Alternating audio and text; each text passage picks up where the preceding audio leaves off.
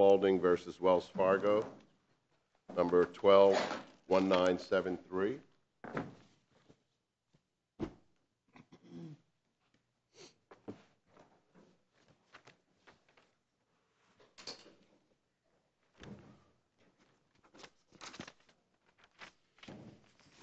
Ostendorf, good morning. Good morning, Your Honor. May it please the Court, I'm Jason Ostendorf, and I represent the appellants in this case. This case is one of several actions where a distressed homeowner is attempting to enforce the mortgage servicer's obligation to provide a loan modification under the government's Home Affordable Modification Program, otherwise known as HAMP. These cases started back in 2009 when the HAMP program began, when mortgage servicers agreed to abide by the program but systematically did not abide by their obligations, often 90% of the time. The U.S. Treasury statistics that they report online show, by simple math, simple division, that if you take the number of homeowners that the mortgage servicers admit are most likely entitled to a loan modification under this program, and then if you take a look at the number of modifications that are actually granted, if you do simple division, it comes out to about 90% of the time they're just flatly ignoring their obligations. One big argument that is repeatedly made in these cases is that there is no private right of action under HAMP. Repeatedly made and repeatedly successfully made. That is correct, Your Honor. But there are still cases that go forward. Although there is no private right of action under HAMP, the law does not say if there's no private right of action, there is not any type of action. The only way that you can make that argument is if preemption applies. And I believe that the Seventh Circuit in Wigod acknowledged that Wells Fargo's argument that state law causes of action are just an end run around the private right of action for HAMP. That argument is actually an end run around preemption. It's a flawed preemption argument. Basically, the argument is that state consumer protection actions and state common law is preempted by HAMP because it does not provide for a private right of action. The problem with that is that it's inconceivable that the government, in enacting HAMP, intended to just run over state consumer protection laws and state common law causes of action that could apply to a myriad of fact patterns, not just a mortgage servicer and a loan modification. Okay, and on the fact patterns, there's a pretty important distinguishing factor between Wigand and this case, which is there was a TPP agreement in Wigand, and there is no such agreement in this case, correct? That is correct, Your Honor. The majority of cases, and I believe that they're all at the district court level, there might be one appellate opinion. It's not from this circuit. But the decisions basically chop these cases up into two different types: post-TPP cases and pre-TPP cases. Most district courts have allowed the post-TPP cases to go forward. We're not in that category, obviously. We are in the pre-TPP period. I don't see why that should make a really big difference, though. The whole underlying theory of these cases is, for negligence, you have standard of care. Well, first you have a duty. Right. Okay. And I will get to that. I guess I should probably start with the promissory estoppel or misrepresentation cases. You have statements or promises that are false or that the servicer did not intend to keep at the time that it made the promise, therefore taking what is normally a statement of a future act and making it a factual present fact statement. What's the promise here that you're saying they did not intend to keep? As seen in their starter kits that they sent out to distressed homeowners that before the homeowner actually applies for the HAMP modification, the promise is if you take time out of your life to fill out this paperwork that you don't have to fill out under the deed of trust or other mortgage documents, and if you qualify, under the rules governing HAMP, which we're implicitly promising to follow, you will get a TPP. And if you make 3 successful timely payments on that, it will be converted in, we will offer you a permanent modification, which you can then accept. And then that TPP becomes a permanent modification. Well, what do you say about the case law that says an application doesn't do that? A simple application is not enough. The application does not constitute a promise. It's what precedes the application that constitutes the promise. The starter kits, the homeowners who receive the starter kit saying, if you fill this out and if you qualify, we'll give you the modification. That's a promise. But you didn't meet the if you fill this out and if you qualify. Your clients didn't reach that point. We contend that they did, and the complaint alleges this. The HAMP guidelines are incredibly specific. They're 200 pages. They're online. We provided a very brief excerpt of these guidelines. They spell out to the nth degree in detail, if these factors are met, you qualify. If not, you don't. I mean, it is almost the closest thing that you will get to a mathematical formula in terms of a standard of care. So the complaint alleges that they did qualify under these guidelines. And at the pleading stage, that should be sufficient. Wells Fargo has produced no guidelines showing that they did not qualify. So at this point, the complaint should be deemed true, and the case should proceed to discovery. Can we assume from your argument that we don't have to decide the threshold issue that comes about in this whole area of whether there is a private right of action under HAMP? Again, I think it's a flawed preemption argument. I really think it is a red herring. So you don't think we need to reach the issue? No. I mean, every court, even the courts that allow these cases to go forward, again, in the post-DPP period, they start out by saying there is no private right of action under HAMP. But then they say there are state common law causes of action and there's state consumer protection causes of action, which if the elements are met, regardless of whether or not there's a private right of action, the case goes forward. I brought up the negligence claim. I wanted to talk about that briefly. Allowing a negligence claim in this case would not necessarily make a potential negligence claim whenever any consumer applies for a loan modification under any circumstances. What's special here is that we I'm sorry, what state law duty do you allege was breached here for purposes of negligence? The duty of due care as outlined by the standard of care. The Jakes case, the Maryland Court of Appeals Jakes case that's cited in the briefs is the closest case to being on point. It's slightly different, as of course my opponents will point out. But that case dealt with a person who was just applying for a loan, Right. not a loan modification. That person put up a $10,000 deposit. A duty was found in that case to use due care in reviewing the person whether they were eligible for a loan. In this case, in all of these cases, we don't just have a $10,000 deposit. We have a whole house that can be lost. Well, wait a minute.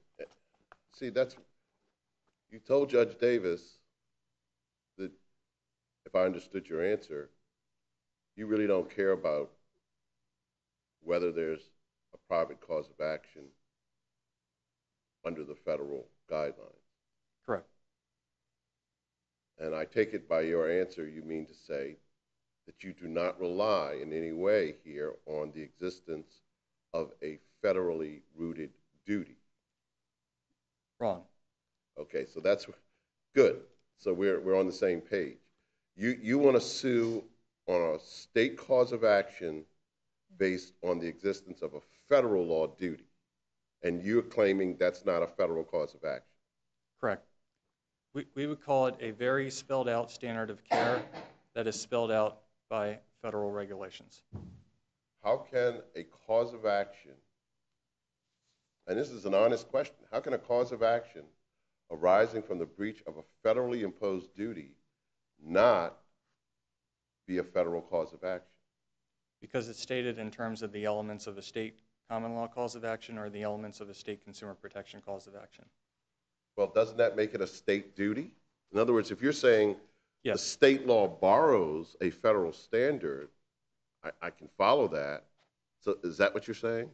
Yes, it's a state law duty that is defined by federal Federal law. regulations. Right. The state law says that if there's a standard of care, that's the standard that you should abide by if you're operating in due care.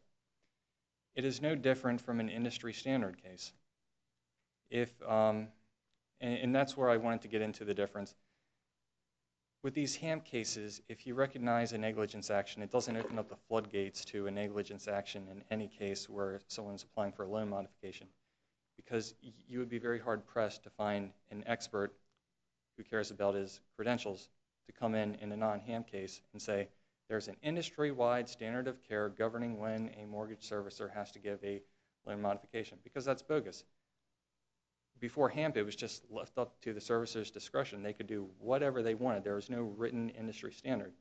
Here, these cases are special because we have 200 pages of an industry standard spelled out on the internet for anyone in the public to look at. So since we have this standard of care, and since, like in the Jakes case, the homeowner is at the mercy of the mortgage servicer, not just losing $10,000, losing their entire home, being put out on the street, the argument for the imposition of a duty is greater. That's an end run. Isn't that an end run around Congress's supposed decision not to create a private cause of action? I don't believe so, Your Honor. Again, the Congress did not put in any statute, oh yeah, if you breach HAMP, you can file a federal consumer protection claim. They didn't do that. But they did not intend to completely preempt hundreds of years of common law or decades of consumer protection cases in the states. Since a consumer protection case can apply to any misrepresentation, not just by a mortgage servicer, again, I just don't see how one can credibly argue that HAMP was designed to preempt that. With state common law causes of action, you have medical malpractice, you have all kinds of negligence that can come up. So since the negligence claim doesn't just pertain to mortgage servicers, again, I don't see how you can say that the absence of a private cause of action in HAMP was somehow meant to preempt any type of state cause of action that might apply to a mortgage servicer. So again, as the Seventh Circuit pointed out, these aren't my words, in Wigod, the argument that there is no private right of action is in itself a flawed end run to try to get around the lack of a preemption argument.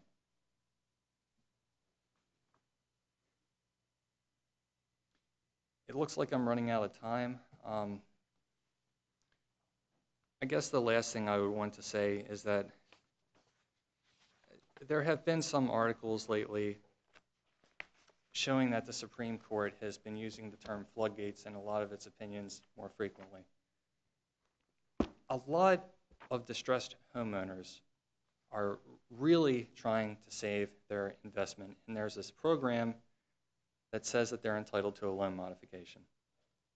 If they can assert the elements of a state cause of action, especially since it was these same homeowners, these taxpayers, who gave the bailout to the banks in the first place that obligated them into this program, I think it would be a slap in the face to the average citizen to worry about judicial convenience more so than justice, even if that means a lot of justice. Thank you. Thank you, Mr. Ossendorf. You've reserved some time for rebuttal. Ms. Barnhart.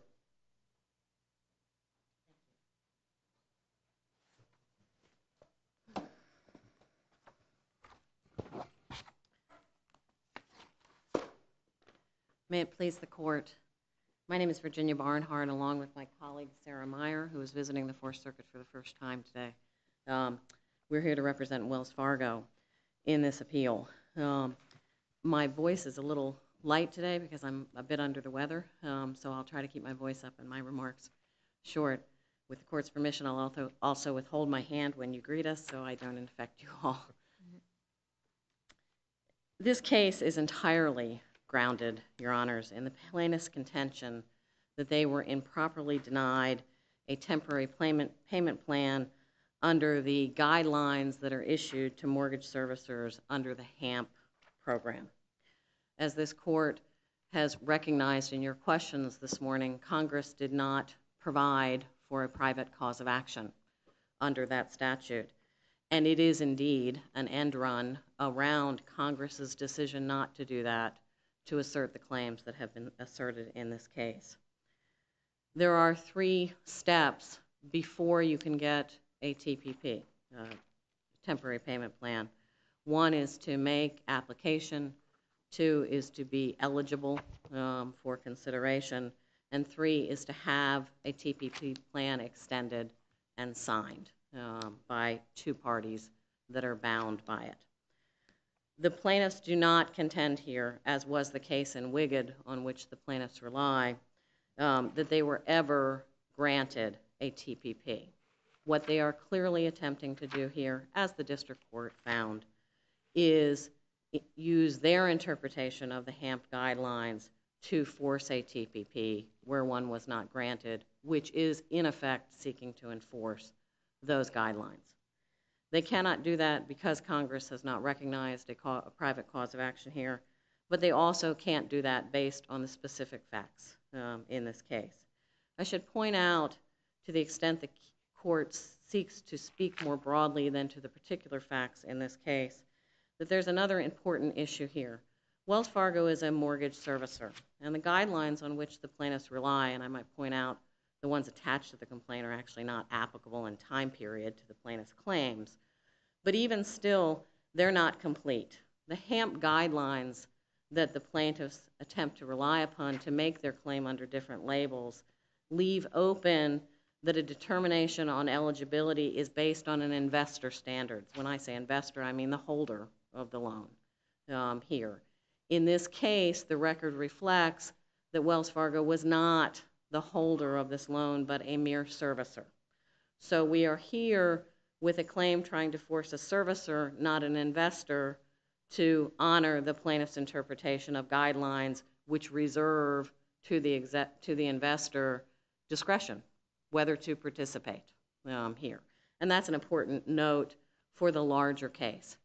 But here, what we also have is a case that fails on the theories advanced and on the particulars in this case.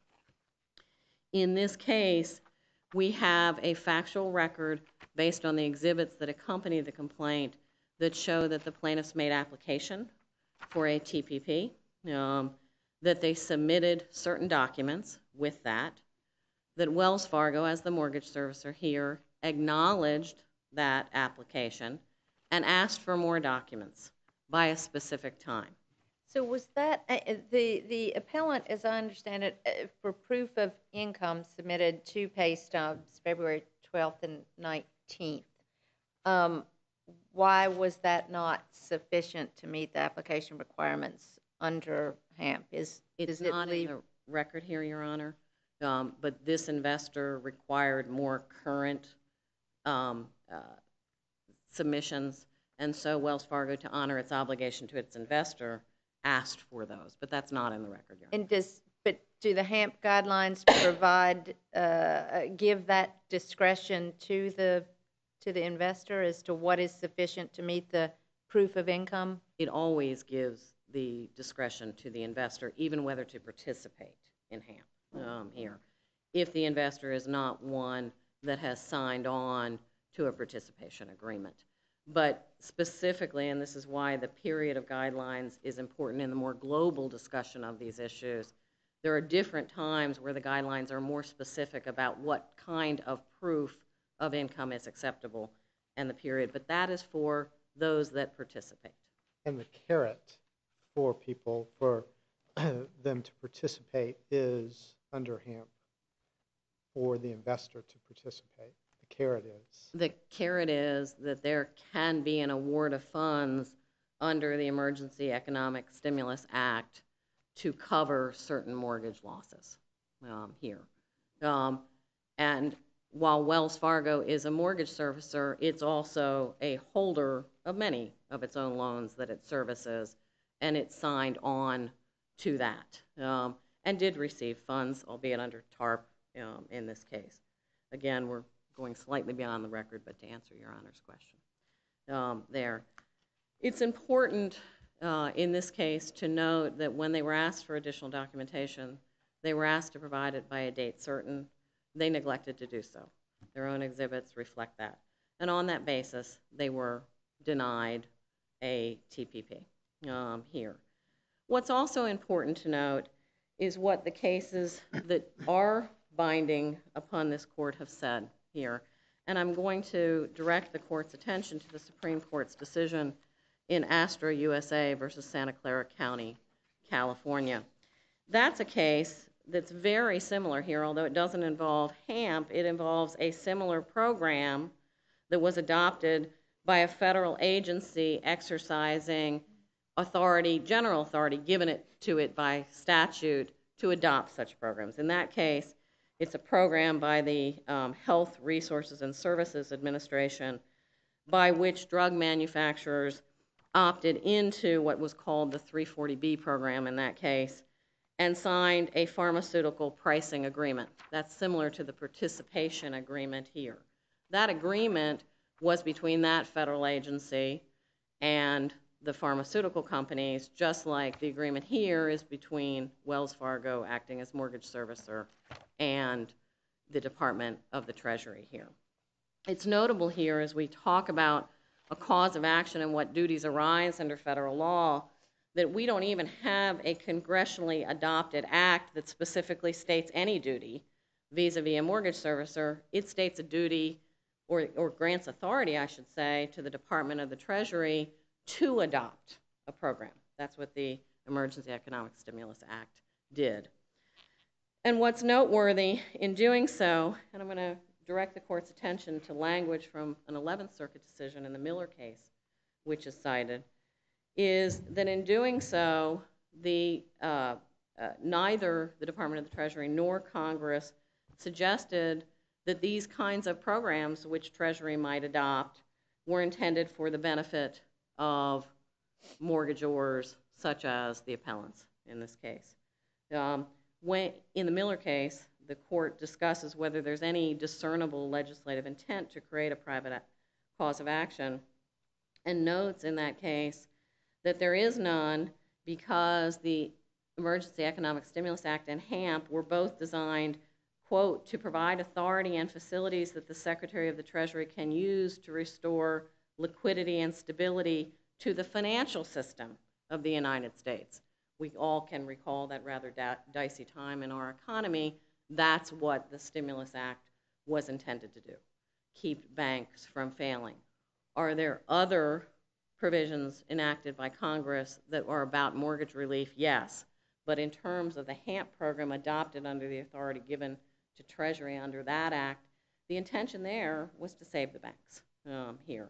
And there is nothing express or implied within EESA or HAMP which suggests that Congress's intention was, if Treasury adopted a program to help the banks, that it would give a direct or end-run cause of action to mortgagors.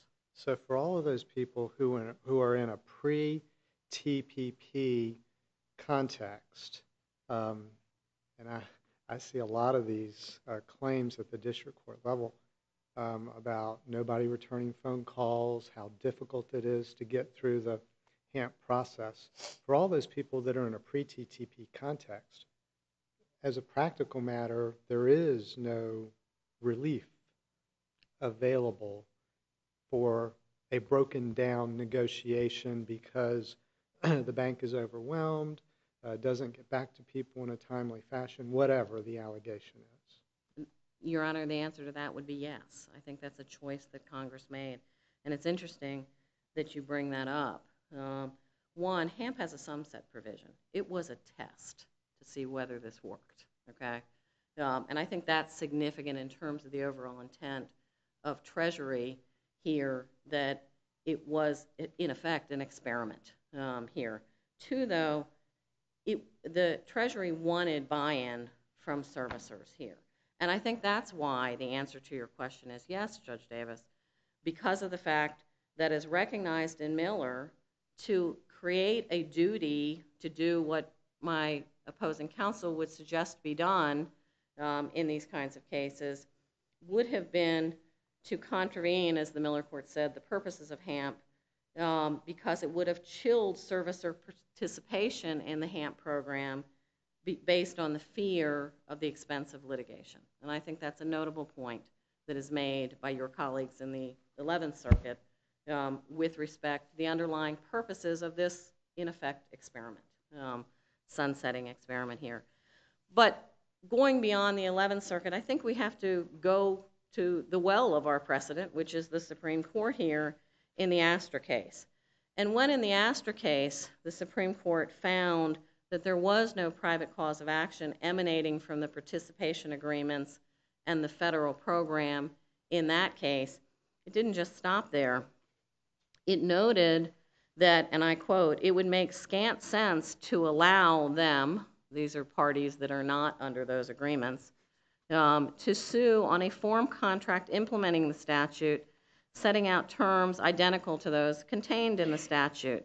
Though labeled differently, suits to enforce, and they reference the program number there, and suits to enforce participation agreements are in substance one and the same. Their treatment, therefore, must be the same. No matter the clothing in which the plaintiffs dress their claims, there is no claim. So the Supreme Court has, in effect, already spoken here. It doesn't matter about the label. It matters what the program was intended to do. And as has been acknowledged by the plaintiffs in their brief here, there is no private cause of action. Ergo, you cannot relabel it to create a federal duty to give a state law label to a claim. There is no duty that can give rise to a private cause of action under HAMP in a pre-TPP scenario. Now, the underlying district court here, the district court for the District of Maryland, and the Wiggett case did recognize that things change when a contract has been entered into and signed. And that's what the Wiggett case pertains to, as I believe Judge Thacker noted in her question this morning. If the court disagrees with my analysis of HAMP, it matters not in the confines of this case, because as the lower court correctly found here, there has been no misrepresentation. The statements relied upon were not misrepresentations. The alleged promise on which the plaintiffs rely here to process their HAMP application was, as the district court found in looking at the plaintiff's complaint, met. It was processed here. They asked for additional information. That information was not forthcoming within the deadline set for it.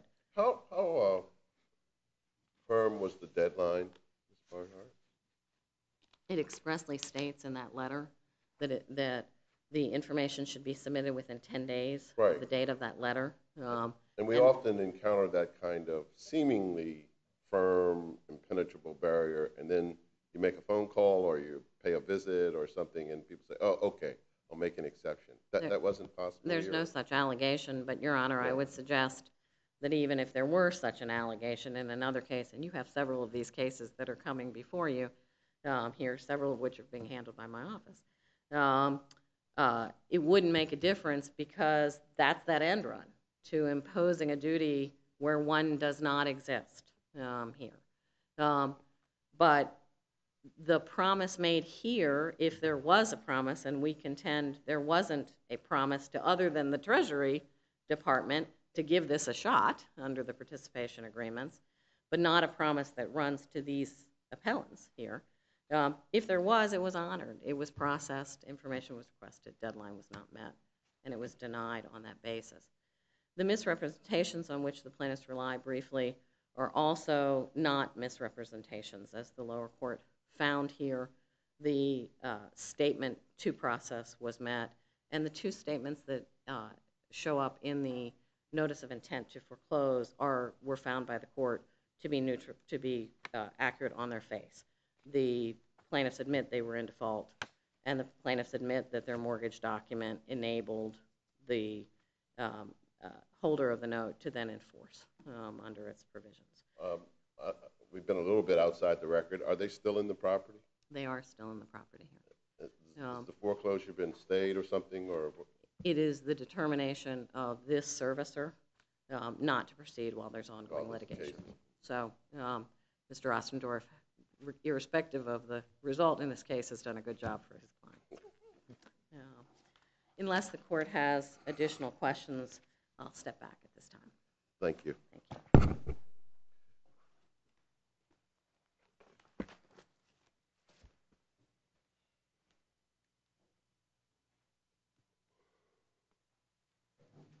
Your Honors, I was not going to make any rebuttal argument. I just wanted to address three points that were just raised. Number one. Call the rebuttal argument, but go ahead. We won't dwell on labels. Thank you very much, Your Honor. The HAMP guidelines do outline what employment information, what financial information is required, contrary to the contention of my opponent. That portion of the HAMP guidelines was not attached to the complaint, and at the motion to dismiss stage, you just go with the allegations of the complaint. So since the allegations in the complaint say the HAMP guidelines were satisfied, we've met our burden at this stage. Going forward, we will certainly introduce, I think it's Chapter 4, something of the HAMP guidelines that say that all you need is your 2 most recent pay stubs, which is what was supplied in this case, which is why we alleged it in the complaint, which is the end-all, be-all at this stage.